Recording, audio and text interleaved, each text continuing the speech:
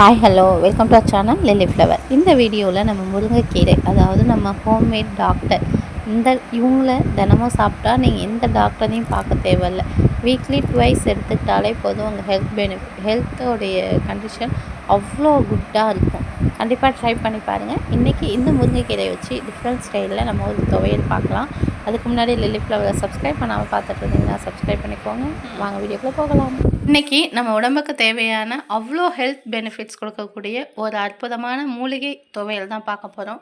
அது என்ன மூலிகைன்னு உங்களுக்கு பார்த்த உடனே நீங்கள் கண்டுபிடிச்சலாம். அதுக்கு தேவையான பொருட்கள் என்னென்னு சொல்கிறேன். கொஞ்சம் லெமன் சைஸ் புளி, 2 பச்சை மிளகாய், 1 பச்சை மிளகாய், 4 காஞ்ச மிளகாய், ஒரு பெரிய சைஸ் வெங்காயம் எடுத்து கட் பண்ணி வச்சுருக்கோம், கொஞ்சம் தேங்காய், கொஞ்சம் பூண்டு, ஒரு தக்காளி எடுத்து கட் பண்ணி வச்சுருக்கோம். இதுதான் இதுக்கு தேவையான பொருட்கள். முக்கியமான தேவையான பொருளே இரும்புச்சத்து நிறைய நிறைந்த நம்ம சீக்கிரமாக நமக்கு கிடைக்கக்கூடிய ஒரு பொருள் தான் இந்த முருங்கைக்கீரை. இதில் அவ்வளோ ஹெல்த் பெனிஃபிட்ஸ் இருக்குது.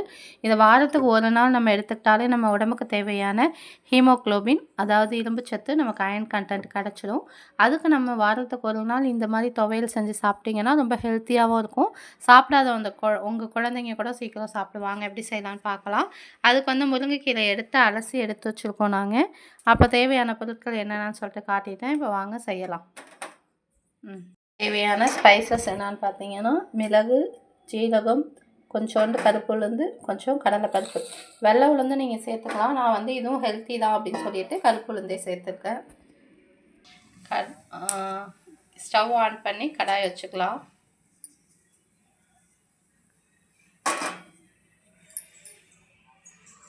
கடாய் சூடானதும் எண்ணெய் சேர்த்துக்கலாம். ஆயில் சேர்த்துக்கலாம்.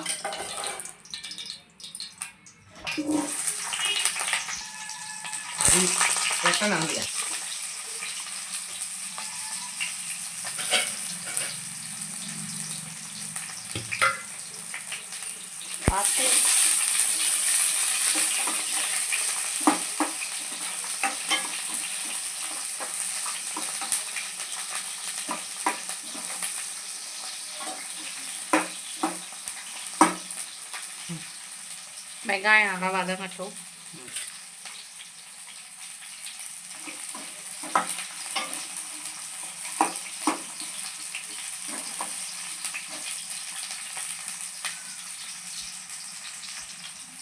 வெங்காயம் வதங்கின பிறகு நம்ம தக்காளி சேர்த்துக்கலாம்.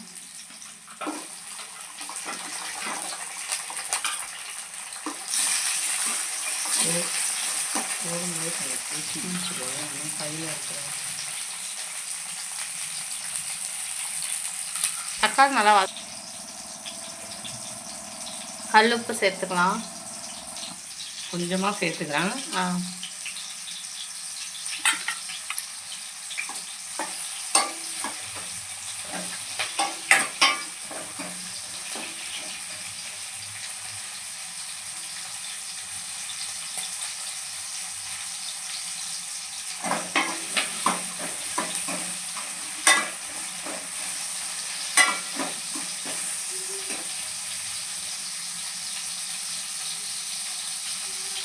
இப்போ பூண்டு சேர்த்துக்கலாம்.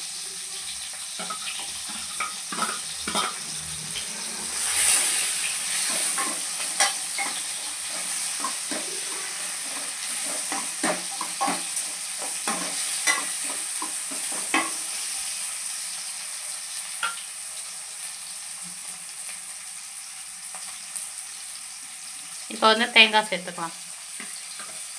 தேங்காய், புளி,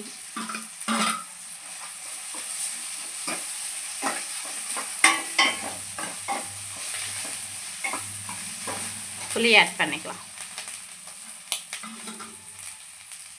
மிளகாய் போதுமாம்மா பாருங்க.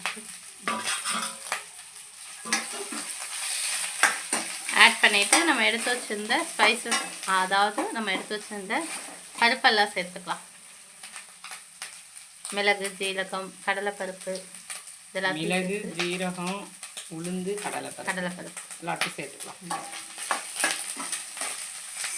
இதில் அவ்வளோ ஹெல்த் பெனிஃபிட் இருக்குங்க முருங்கைக்கீரையில். விலை மதிக்க முடியாத கீரை.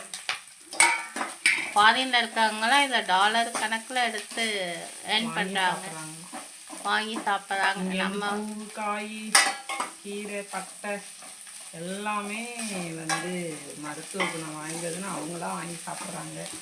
நம்ம தான் இதை தள்ளிட்டு இதை இப்படி செஞ்சு சாப்பிட்டிங்கன்னா இன்னும் ஹெல்த்தியாகவும் இருக்கும்.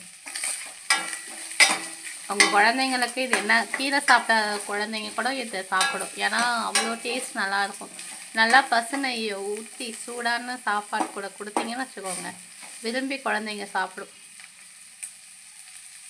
இது அப்படியே போட்டு சாப்பிடலாம், இல்லைன்னா சாம்பார் கூடயும் சேர்த்து சாப்பிடலாம்.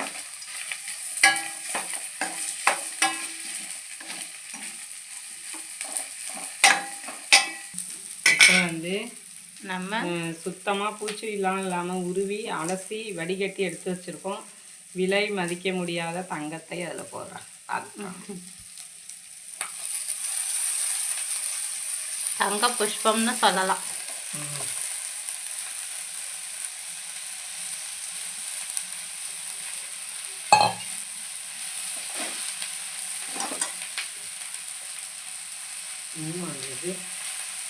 அது பிடிக்கிற பிறகு வயசாகி நான்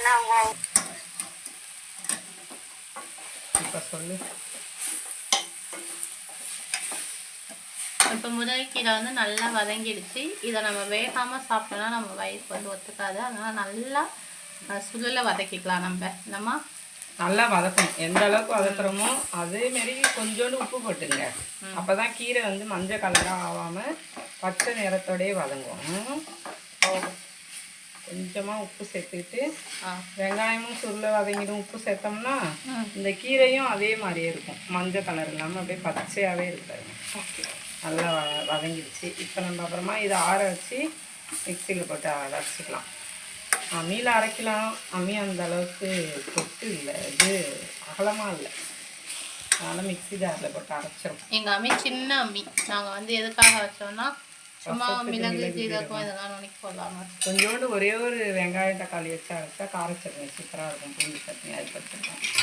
ஆமாம், கீரை வதங்குறதுல தான் இருக்குது துவையலோட டேஸ்ட்டே.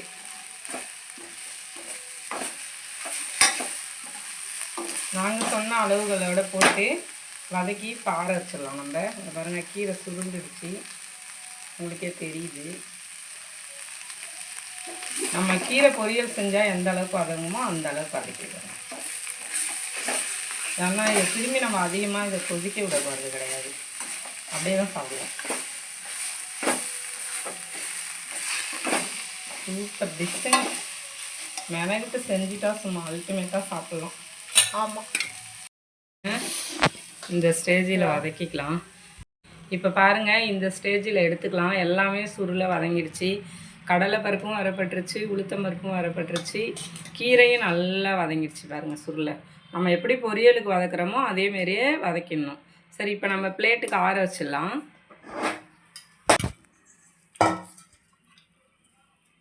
ஒரு பிளேட்டுக்கு ட்ரான்ஸ்ஃபர் பண்ணி நம்ம வந்து இதை ஆற வச்சுக்கலாம். நல்லா ஆறட்டும், ஆற வச்சு அரைச்சிக்கலாம். இப்போ வந்து கல் உப்பு சேர்த்தாச்சு. இப்போ வந்து நம்ம அப்படியே தான் அரைக்கணும், தண்ணி ஊற்றக்கூடாது. துவையல் அரைச்சிட்டோம். அவ்வளோ டேஸ்ட்டுங்க, சொன்னாலாம் தெரியாதுங்க. அரைச்சி சாப்பிட்டு பாருங்கள், இப்படி ஒரு டேஸ்ட்டு. நான் கொஞ்சம் இப்போ வாயில் போட்டு பார்த்தோம்னா அதுக்கே நல்லாயிருக்கு. இருங்க, நெய் காய்ச்சி சாப்பிட்டு பார்த்துட்டு சொல்கிறோம். பார்த்தீங்கன்னா உண்மையிலே உங்கள் வீட்டில் பாராட்டு மழையிலே தான் நனைவீங்க. ஒரு குண்டா சாப்பாடாக இருந்தாலும் பத்தாது.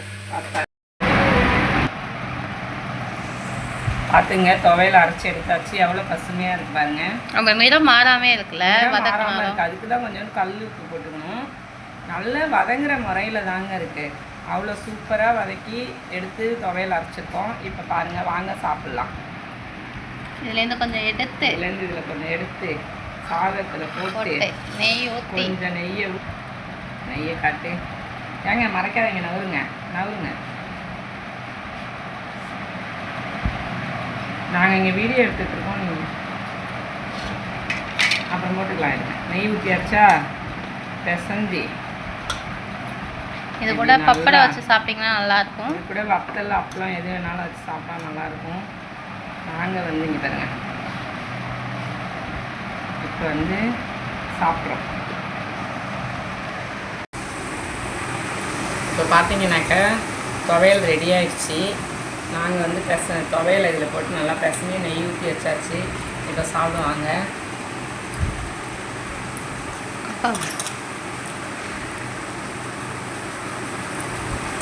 சூப்பருங்க, சொன்னாலாம் புரியாது டேஸ்ட்டு. இது மாதிரி நீங்கள் அரைச்சி சாப்பிட்டு பார்த்தா தான் உங்களுக்கு இதோட டேஸ்ட்டு தெரியும். டேஸ்ட்டாக அவ்வளோ டேஸ்ட்டுங்க. இது 1000 ரூபா கொடுத்து 5 ஸ்டார் ஹோட்டலில் சாப்பிட்டா கூட இந்த டேஸ்ட்டு வராது போல். நம்ம போட்டிருக்கிறது எல்லாமே மருத்துவ குணம் வாய்ந்தது. முருங்கைக்கீரை எல்லாம் சொல்லவா வேணும், அவ்வளோ டேஸ்ட் இருக்குங்க. அதுக்கு தான் நம்ம முன்னோர்கள் சொல்லி வச்சுருக்காங்க, முருங்கை நட்டம் வெறுங்கையோட போவான்னு. நாங்கள் என்ன நினச்சிட்டோம், முருங்கைக்காய் பயிர் வச்சா லாபம் வராது போலன்னு நினச்சிட்டோம். அப்படி கிடையாதான். ஒரு முருங்கைக்கண்ணை வீட்டில் நட்டு வச்சு டெய்லி அதை பறித்து பொரியல், சாம்பார், ரசம், குழம்புன்னு வச்சு சாப்பிட்டா, தண்ணி சாறு அப்படி வச்சு சாப்பிட்டாக்கா நம்ம குச்சி உண்ணாமலே நடந்து போகலாமா வயசான காலத்துலேயும். அந்த மாதிரி நல்லா இருக்குது. நீங்களும் இது மாதிரி செஞ்சு சாப்பிடுங்க. துவையல் பாருங்கள் எவ்வளோ டேஸ்ட்டாக பச்சையாக இருக்குது. நாங்கள் செஞ்சு சொன்ன அளவுகளோட அதே மாதிரியே நீங்களும் வதக்கி இந்த மாதிரி செஞ்சு சாப்பிட்டு சொல்லுங்கள். இது தண்ணி படாமல் வச்சுக்கிட்டிங்கன்னா 1 வீக் வரைக்கும் வச்சு யூஸ் பண்ணிக்கலாம். காலையில் மதியம் மட்டும் சாப்பிடுங்க. சில பேருக்கு நைட்டில் வந்து ஒத்துக்காதுன்னா நைட்டில் சாப்பிட வேணாம். வாங்க இந்த வீடியோவை பாருங்கள், நிறைய பேருக்கு ஷேர் பண்ணுங்கள், கமெண்ட் பண்ணுங்கள், பிடிச்சிருந்தா சப்ஸ்கிரைப் பண்ணுவாங்க. இந்த சேனலுக்கு அதிக பேர் ஆதரவு கொடுங்க. டாடா, பாய், நன்றி.